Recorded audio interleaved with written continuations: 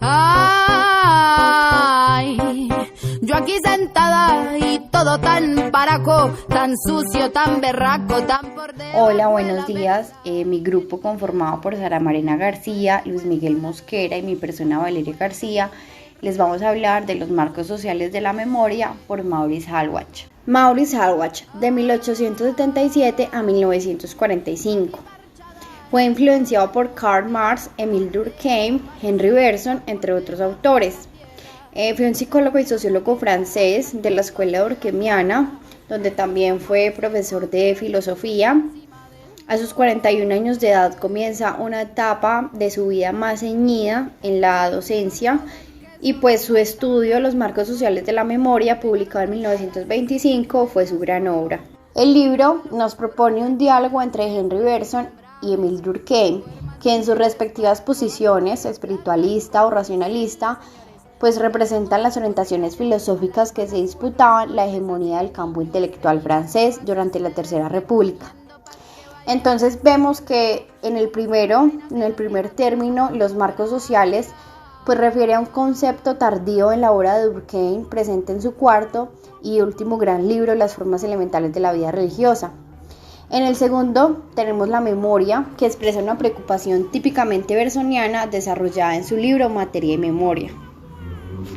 El concepto de memoria colectiva le permite a Halbwach no solo ajustar cuentas con su antiguo maestro Bergson, sino revitalizar el legado sociológico durkheimiano durante entreguerras. Ahorita vamos con una frase muy reconocida de Maurice Halbwach y dice así: lo más usual es que yo me acuerde de aquello que los otros me inducen a recordar, que su memoria viene en ayuda de la mía y que la mía se apoya en la de ellos. Esto lo llamó la memoria colectiva. A continuación veremos la memoria desde la perspectiva psicologista y espiritualista de Henri Bergson. Según el profesor Ramos Torre, la propuesta fundamental de Bergson se puede resumir en tres proposiciones. 1, que lo real es tiempo, que él llamaba durée, es decir, lo que se mantiene en el tiempo.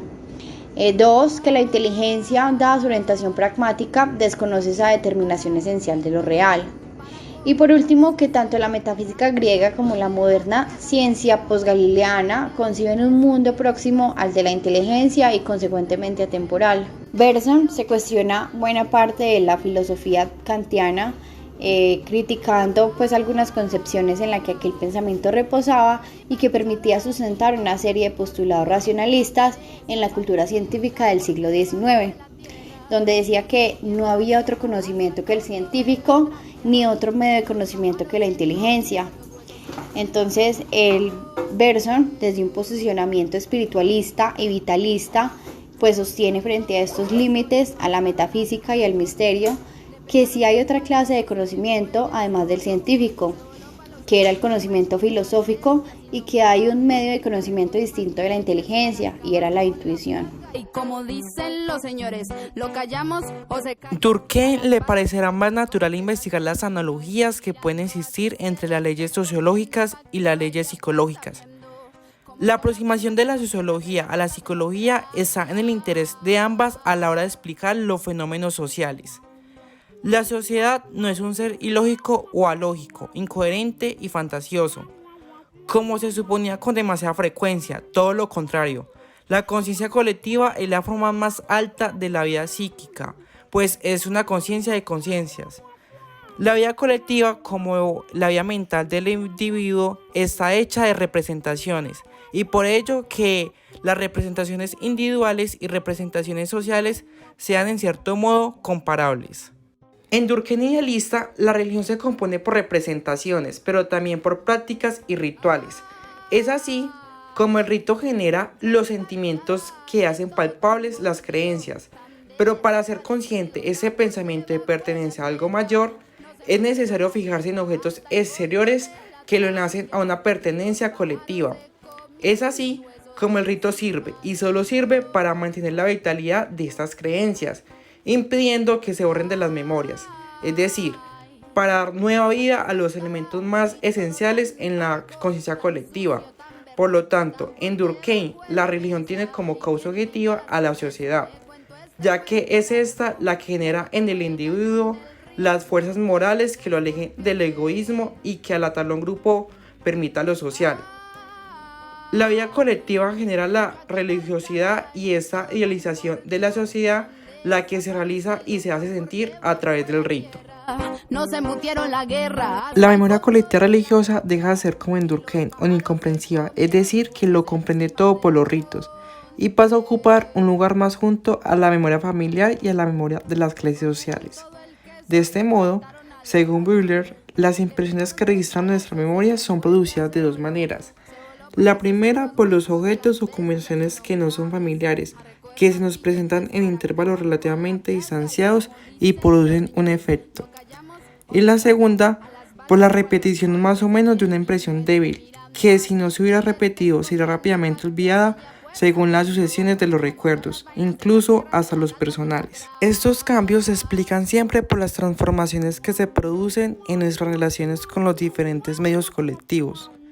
Es decir, en definitiva por las transformaciones en estos medios, cada uno considerado por sí mismo y de su conjunto. La aparición de los recuerdos no está en el mismo recuerdo, sino que a su relación con nuestras ideas y la percepción del presente. No partimos de ellos, sino de esas relaciones. En el último capítulo del texto, llamado Los marcos sociales de los grupos de pertenencia y los marcos sociales generales, lenguaje, espacio y tiempo, el autor nos plantea la teoría de que el recuerdo individual es sostenido y progenizado por la memoria colectiva, que en pocas palabras lo que quiere decir es que la memoria es un contexto social entendido por un grupo de pertenencia. Así también, el autor plantea los marcos sociales como un conjunto de grupos que pertenecen a la sociedad, y no que la sociedad es un grupo único. Así también plantea que la sociedad está dividida por la existencia de identidades, culturas, intereses, instituciones y muchas otras cosas que demarcan estos grupos. En el texto, el autor nos plantea tres grupos principales: la familia, el dogma y el interior de las clases sociales. En la familia, los individuos se vinculan a partir de la inscripción biológica, que se mide por el linaje o el parentesco entre los integrantes del grupo. En el segundo grupo, el dogma, es un grupo que permite diferenciar un culto de otro, los cuales, a través de verdades fundantes, en la que los fieles organizan sus recuerdos. Y por último, nos plantea el grupo del interior de la clase social, que es donde se gesta la memoria colectiva, que hará de soporte para la memoria colectiva de la sociedad. Esta tiene una particularidad y es que se orienta al análisis entre las incongruencias que hay entre la memoria de la nobleza y de la burguesía. Se divide básicamente entre lo que piensa el pueblo versus lo que piensa la élite. Ahora, para concluir la idea del capítulo, lo que el autor quería dar a entender con este es que la conciencia colectiva se gesta en los grupos sociales en los que los individuos coexisten. Ahora bien, la relación que nosotros encontramos en la teoría del autor con la psicología fue de la teoría en la que la memoria no es algo individual, sino que el autor plantea que es algo colectivo y que esto siempre se remonta a la vida material moral. Pues plantea dos cosas. La primera, que aunque nosotros recordemos una situación individual, esta siempre es compartida. Es decir, una memoria que tengas de tu infancia, también la compartirás con los seres cercanos con los que estuviste en esa época. Asimismo, también plantea que existe una sola memoria que se produce en el conjunto de historias. Aquí nos detendremos un poco, pues creemos que esta es la relación que tiene con la psicología. Pues para nosotros, y no solo como ciencia de las humanidades, esto tiene completa relación con nosotros, pues no podemos solo escuchar una versión de la historia, tanto en la clínica como en la social, debemos escuchar las otras partes. Un ejemplo podría ser en una sesión clínica, no solo se pide entrevistar al paciente, sino que también a sus seres más cercanos, como puede ser en un adolescente, se le pide también que haya una sesión para los padres o una sesión para las personas que estén a cargo de él, puesto que una historia no solo es contada por una persona. Si queremos llamar algo historia, debe tener varias voces.